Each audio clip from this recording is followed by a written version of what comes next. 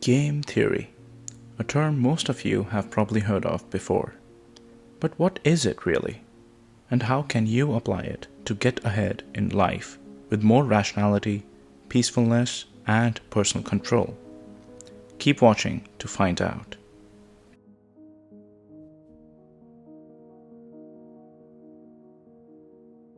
The inception of game theory dates back to 1944 when mathematician John von Neumann and economist Oscar Morgenstern authored the groundbreaking text Theory of Games and Economic Behavior. This book not only created the foundations of game theory but also bridged the mathematical with the practical, opening doors to an interdisciplinary field that today finds applications in economics, politics, psychology, and even everyday decision making. But what exactly is game theory? At its core, game theory is the study of mathematical models of strategic interactions among rational decision makers. It provides a framework to think logically and systematically about complex situations where the actions of different participants intertwine. Imagine a simple game where two players can either cooperate or betray each other. The payoff for each action differs, creating a scenario where each player must consider not only their choice but predict the choice of the other to maximize their payoff. This situation, known as the prisoner's dilemma, is a classic example of game theory that showcases how individuals might not cooperate even when it is in their best interest to do so. As for more complex scenarios, the strategies become multifaceted. In real-world applications, the game extends beyond a two-player setup to encompass multiple players, each with their own set of strategies and payoffs. The dynamics become increasingly intricate with the addition of more players and strategies. Game theory categorizes games based on their characteristics. For instance, in zero-sum games, the gain of one player is exactly balanced by the loss of another. Poker is a classic example of a zero-sum game.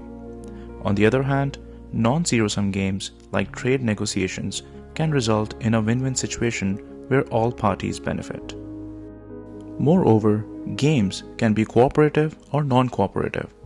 In cooperative games, players can form alliances and negotiate, while in non-cooperative games, binding agreements are not possible, leading to a more competitive environment. This is the difference between what in economics we call oligopolistic and perfectly competitive markets. The essence of game theory transcends beyond theoretical constructs into real-world scenarios, be it political campaigns, market competition, or even personal interactions. The underpinning idea is to strategize, anticipate the moves of others, and respond in a way that maximizes one's own benefit or at least minimizes loss. The beauty of this theory lies in its ability to decipher the complexity of strategic interactions, shedding light on the myriad ways individuals and groups navigate their choices in a dynamically interconnected environment. The principles of game theory can be a powerful lens through which we can explore the art of decision-making in our daily lives. Every day, we interact with others, at home, at work, and in society. Each interaction is basically a mini-game where the decisions of one party affect the outcomes for all involved. Game theory helps in anticipating the reaction of others, thus aiding in making informed decisions that can lead to favorable outcomes. However, real-world decision-making often involves more than just cold, hard logic. Emotions, ethics, and societal norms play crucial roles. Game theory, with its rational decision-making assumption, provides a good starting point, but it's important to blend this analytical approach with a dose of empathy and understanding of human behavior. From economics to political science, from corporate strategies to behavioral psychology, the tendrils of game theory spread far and wide, offering a robust framework for analyzing interactions and making sound decisions. Let's delve into some everyday scenarios where applying game theory could steer the tide in your favor. First, negotiations. Let's construct a simple 2x2 matrix for a negotiation scenario. We'll use the context of a job salary negotiation between a job candidate and a potential employer. So here we have the players. The strategies for each would be for the job candidate to accept the offer or to negotiate further, for the employer to make a final offer or increase the offer. Now let's assume the payoffs to be as follows. If the candidate accepts and the employer makes their final offer, both get a moderate payoff. The candidate gets the job but at a lower salary than desired. The employer hires at a lower cost.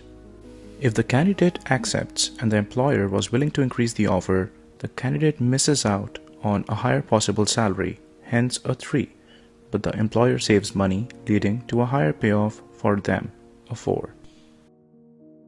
If the candidate negotiates but the employer's offer was final, the candidate risks losing the job, a low payoff of 1, while the employer may have to restart the hiring process, a slight inconvenience and hence a 3. And lastly, if the candidate negotiates and the employer increases the offer, the candidate secures a better salary, a high payoff of 4, but the employer incurs a higher cost, a low payoff of 1. If we observe carefully, then we see that no player has a dominant strategy, and this game does not have a pure strategy Nash equilibrium. Second example, social interactions.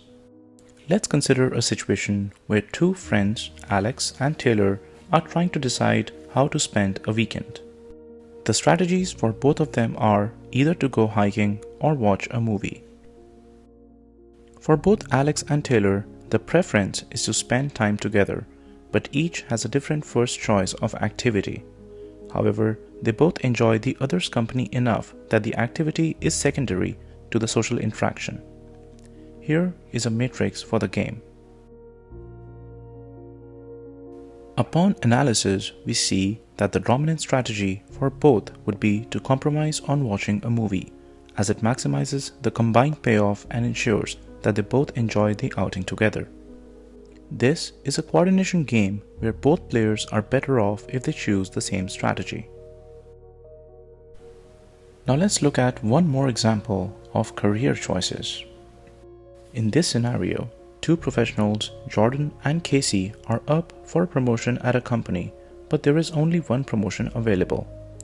Now both players have the following strategies: either specialize further in their current field or diversify skills into new areas. Both of them aim to maximize their chances of promotion. Specialization might impress by deepening expertise, while diversifying could show more adaptability and a broader skill set. Here's what the matrix for the game looks like. Observing the payoffs, we see that the Nash equilibrium occurs when Jordan and Casey both choose to diversify. And although diversifying might be more favorable when it comes to a promotion, this can cause a lack of specialized skills within a team.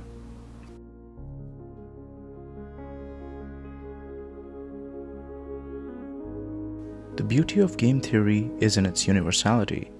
Regardless of the stage of life we are in, the principles of strategy, anticipation, and informed decision-making remain ever relevant, offering a compass to navigate the complex terrains of inter- and intrapersonal interactions. The alleviation of undue stress, the fostering of harmonious relationships, and the nurturing of a balanced life. These are the fruits born of a strategic approach to decision-making. So the next time you find yourself at the crossroads of a decision, take a moment to don the hat of a game theorist. Ponder on the strategies, anticipate the reactions, and choose the path that not only fulfills your objectives but also resonates with the larger tapestry of life. Thank you for plugging in today. If you enjoyed this journey and wish to delve deeper into such enriching topics, Don't forget to like, subscribe, and hit the notification bell to stay updated with my latest content. Until next time, keep playing the game of life with strategy and heart.